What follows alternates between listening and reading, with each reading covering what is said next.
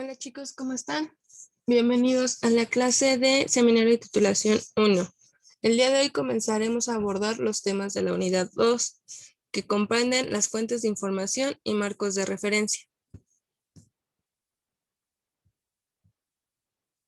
¿Qué es lo que estaremos viendo? Fuentes de información, la diferencia entre marco referencial, teórico y conceptual, qué es el protocolo de investigación, cómo se trabaja un índice y qué formatos hay para las citas y referencias. Recuerden que la investigación tiene como objetivo la búsqueda de causas o variables que explican los fenómenos estudiados. ¿Qué son las fuentes de información? Prácticamente es toda la documentación que a ti te va a servir para sostener tu investigación y principalmente en el marco teórico. Estas fuentes pueden ser libros, artículos, investigaciones o tesis.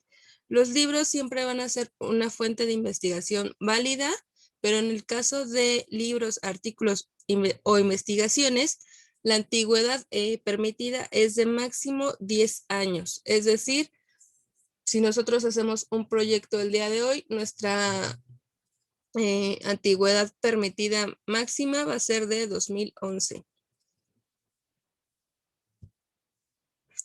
Va a haber diferentes tipos de información. Primero, las fuentes primarias prácticamente es una información nueva u original, son teorías, por ejemplo. En este caso, pues todos los libros de autor que no sean recopilaciones es una fuente primaria. Y las fuentes secundarias ya es una información organizada y analizada de las fuentes primarias. Aquí sí aplican las recompilaciones, antologías, artículos o enciclopedias. Llega a haber también las fuentes terciarias, que prácticamente son referencias encontradas en otras fuentes. Por ejemplo, cuando ustedes consultan una antología, o una enciclopedia, al final vienen las referencias de dónde se estuvo construyendo el libro. Esas serían las referencias terciarias.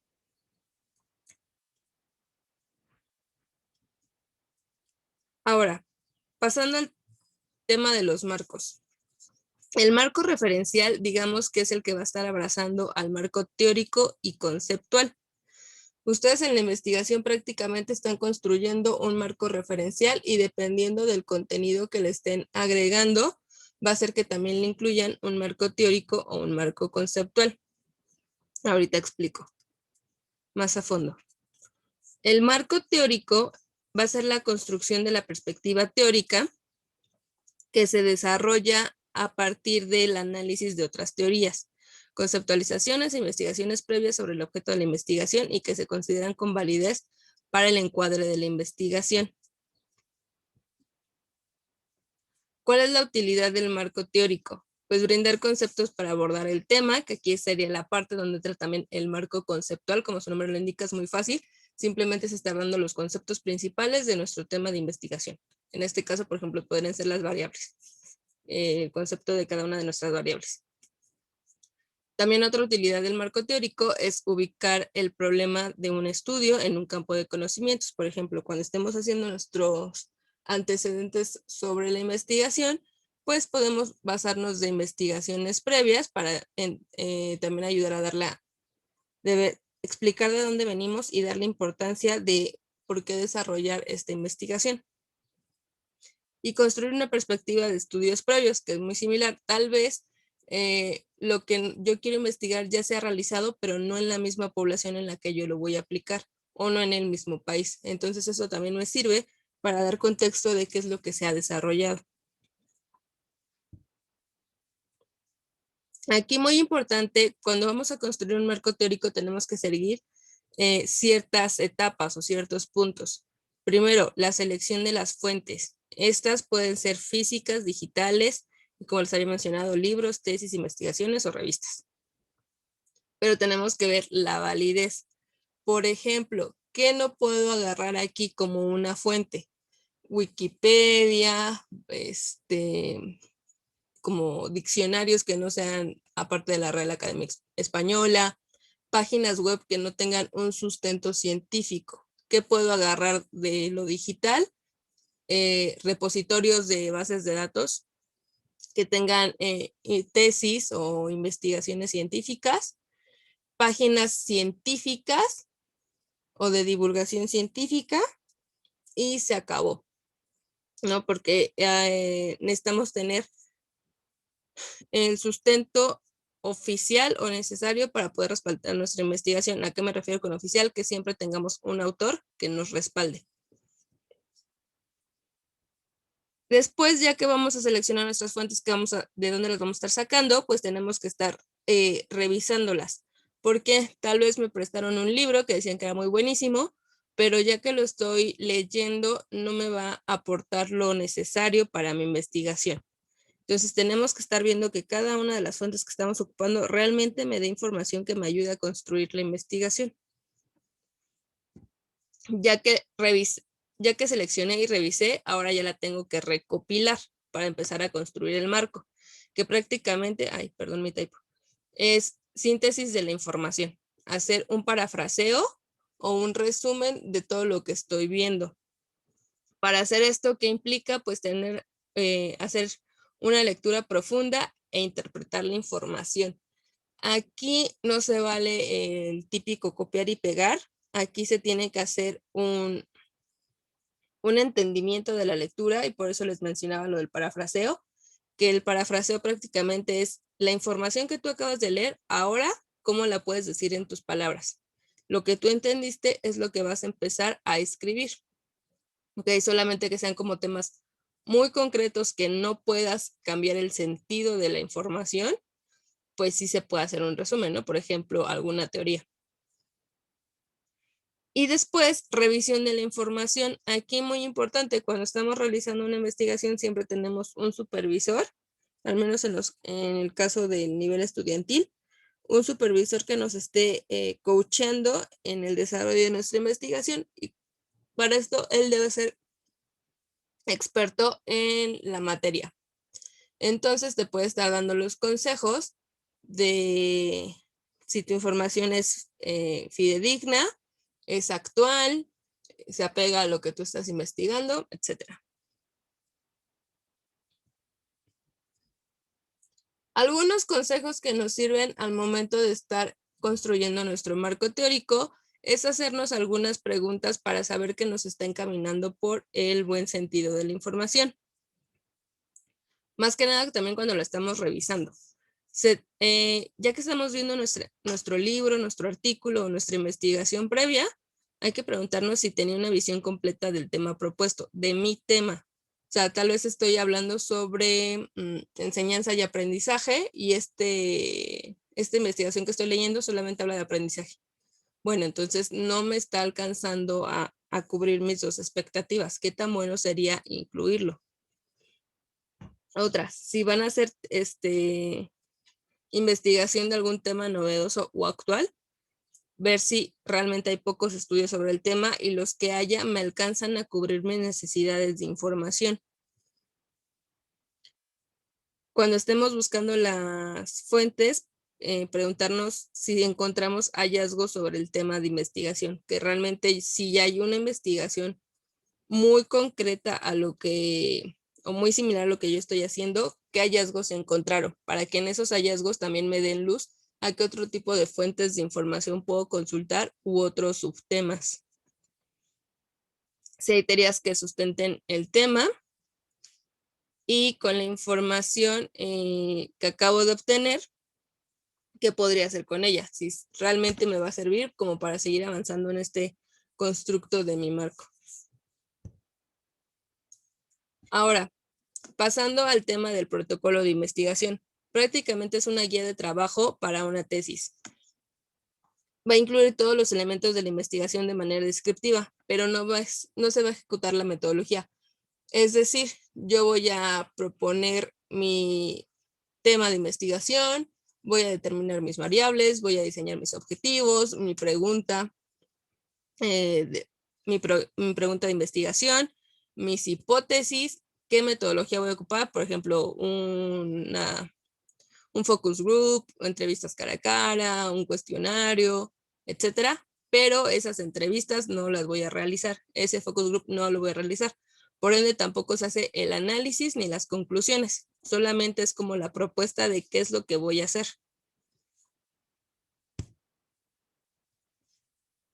¿Qué índice va a llevar este protocolo? Va a llevar un resumen de tu proyecto, una presentación general, la justificación de por qué estás haciendo este proyecto, el marco teórico, que este se va a dividir en antecedentes, que es todas aquellas investigaciones que ya se hayan realizado muy similares a tu tema. Todo lo que tenga que ver con conceptos y variable de la variable 1, conceptos y subtemas de la variable 2. Después viene la metodología, que esta la vamos a dividir en diferentes subtemas. Primero, ¿cuál es el problema de investigación? ¿Cuáles son tus objetivos? El general, particular o específico, dependiendo de qué grado de profundidad vayan a llevar.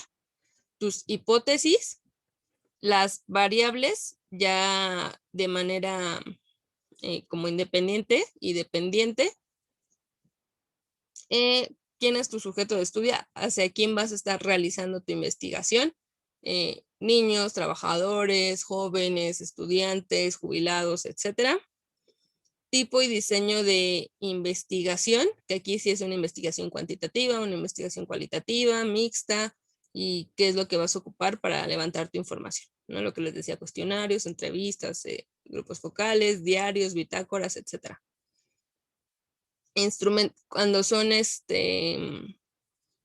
cuantitativas, ¿qué instrumento de medición vas a aplicar? Por ejemplo, si estás hablando sobre depresión, si vas a aplicarles alguna escala a tus sujetos para determinar si son personas depresivas o no. El análisis estadístico, igual, cuando es una investigación cuantitativa, necesitamos pasar por un análisis, que en este caso, a nivel estudiantil, podemos hacer uso de plataformas digitales que nos ayudan a realizar el análisis estadístico. Pasamos datos a las plataformas y ellos nos sacan los márgenes de error, diferencias significativas, etcétera. El procedimiento de cómo vas a estar llevando todo este desarrollo desde prácticamente es como una calendarización y un paso a paso. ¿Cuándo vas a empezar a diseñar tu instrumento? Si lo vas a probar, cuándo lo vas a aplicar, cuándo va a terminar tu aplicación y cuándo vas a empezar como este proceso estadístico. En resultados esperados, aquí solamente es una descripción de qué es lo que tú esperarías. No es que ya sea como la información real de la aplicación. Aquí solamente, como su nombre les dice, se espera encontrar, continuando con la depresión, se espera encontrar que los jóvenes de 15 a 17 años son sensibles a una depresión por la etapa de duelo que están viviendo, debido a que están cambiando de la niñez a la adolescencia, ¿no? Y se acabó. Anexos, si tú estuviste trabajando con instrumentos de medición, con escalas ya existentes o diseñaste una guía, eso es lo que se agrega en anexos. Todo lo que a ti te sirvió o te serviría para levantar tu investigación, tu campo. Y bibliografía, pues son de todas las referencias que hayamos ocupado en nuestro marco teórico.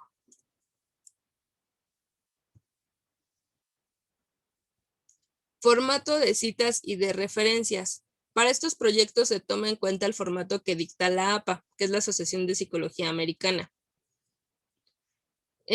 Aparte de que nos hable de las citas y de las referencias, también nos habla de qué formato tiene que llevar nuestro documento. No es que nosotros podamos escoger la letra, qué márgenes, que me gustó ponerlo en color azul porque se ve más bonito, no. Tenemos que todos tener el mismo formato en nuestros proyectos. ¿Por qué tenemos que citar? Pues prácticamente por ética y evitar plagio, para no estar diciendo que las palabras que estamos colocando en nuestro texto son palabras creadas por nosotros, sino que vienen de alguien más.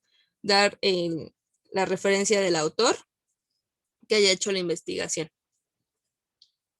¿Qué podemos citar? Las ideas, las teorías o investigaciones que están influyendo en nuestro trabajo, y así también poder sustentar nuestra información para que también si te llegan a preguntar eso de dónde lo descubriste, pues de este autor, de esta investigación o de este libro. También para que sea como seria tu investigación. Va a haber diferentes tipos de citas. La primera es la directa, que se va a anotar tal cual la dijo el autor. Comúnmente estas citas se aplican en los conceptos. Siempre tenemos que anotar el autor, el año y la página de consulta, página del libro. Y el texto debe ser colocado entre comillas. Este es un ejemplo.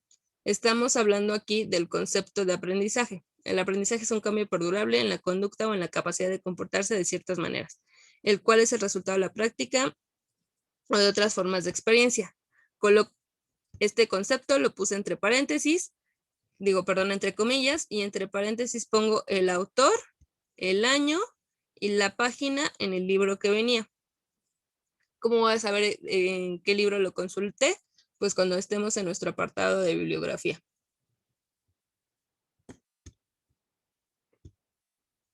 Después está la de parafraseo, que solamente aquí es un fragmento del texto.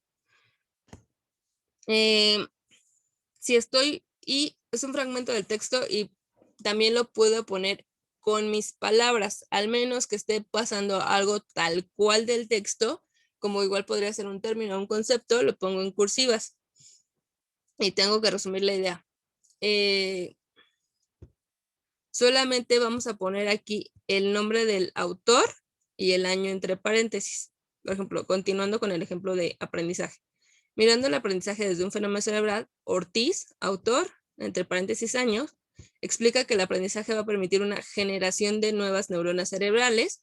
Eso tal cual así lo dijo, lo pongo en cursiva, así como de nuevas conexiones dendríticas que van a crear una red neuronal cada vez más amplia y compleja de áreas interconexionadas y bien establecidas. En la bibliográfica, pues prácticamente son todos nuestros libros o investigaciones consultadas. ¿Cómo va el orden? Tiene que ser, primero va los autores, evidentemente solamente se coloca, el apellido y su primera letra de nombre. No se pone todo el nombre completo. Su apellido y letra e inicial del nombre. Después se pone el año de la publicación del libro, investigación, lo que sea. El nombre, cuando el libro, la edición, dónde se expidió ese libro y qué editorial tiene. Pero también, este es en caso del libro. También cuando son investigaciones, cambia un poquillo, pero la esencia es la misma. Primero vamos con los nombres de las personas o de los investigadores, el año de la publicación, el nombre de la publicación. Por ejemplo, cuando son revistas, el número de la revista, qué volumen es y de qué páginas extraje la investigación. Y si es digital, ¿en dónde puedo encontrar esta revista? Siempre ponemos disponible en nuestra liga.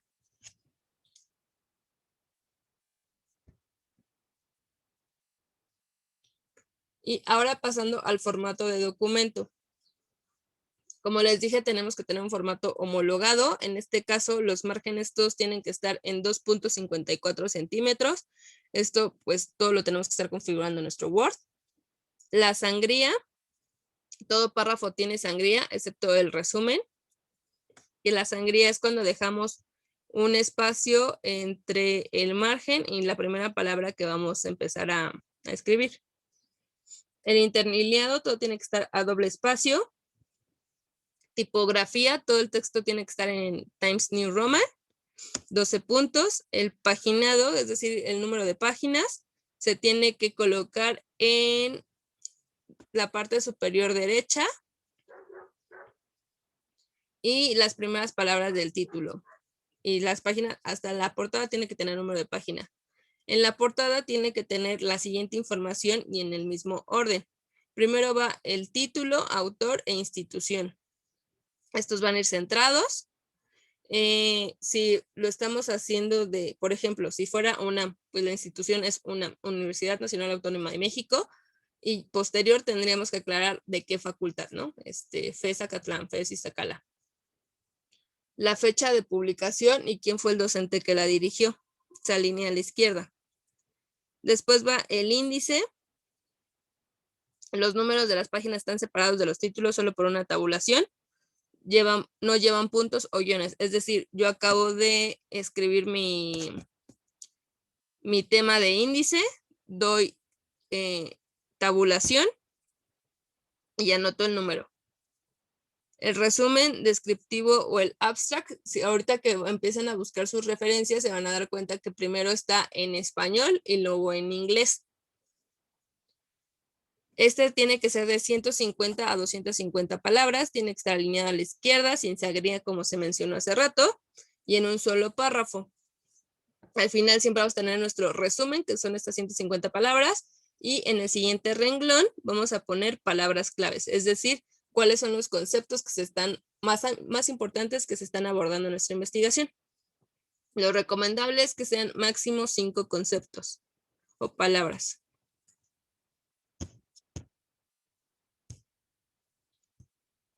Y en el tema de títulos, cuando vamos a estar diferenciando en nuestro marco referencial, nuestro marco teórico, o en cambios de temas de nuestro índice, por ejemplo, ¿no? Si ya voy a pasar de los antecedentes al marco conceptual de mis variables.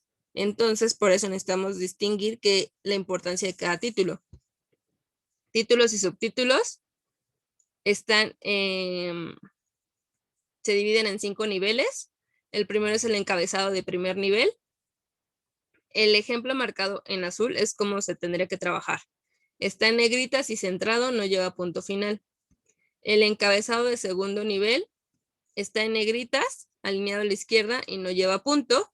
Y tu información va a empezar con una sangría, así como lo estoy mencionando, o le estoy haciendo el ejemplo. El espacio de sangría y comienzo a escribir. El encabezado de tercer nivel sí tiene sangría, tiene este espacio entre el margen y donde se inicia el texto. Está en negritas y hay un punto. ¿Para qué? Para ahí continuar con mi idea. El encabezado de cuarto nivel también va a tener este espacio de sangría, va a estar en negritas y en cursivas. Termina en punto y continuamos escribiendo nuestra idea. Y el de quinto nivel también tiene su sangría, empieza en cursiva solamente, ya no tiene negritas y el texto se continúa sobre esa misma línea. Ahorita en clase vamos a empezar a elaborar documentos para que nos quede más claro cómo es este proceso de formato. Recuerden anotar cualquiera de sus dudas para ahorita trabajarlas en clase en vivo. También todos, cuando vamos a incluir alguna gráfica, alguna tabla sobre estadística, por ejemplo, debemos de ponerles un pie que identifique el origen, de dónde viene y qué es lo que me está explicando. Y las imágenes se anexan como apéndices, no es tanto que lo podamos a veces poner dentro del texto. Las notas de pie de página, que es cuando queremos hacer como alguna referencia más, las colocamos en la parte inferior del texto. Y después en nuestras referencias anotamos de dónde sacamos esa nota. Los apéndices los vamos a numerar en el texto. Aquí sí podemos incluir imágenes y tienen otra vez el pie que identifique su título. Y las referencias, que es toda nuestra bibliografía, las vamos a presentar en orden alfabético y guardando el formato correspondiente, que es igual al orden que vamos a trabajar, que les mencioné, ¿no? El de autores, años, título,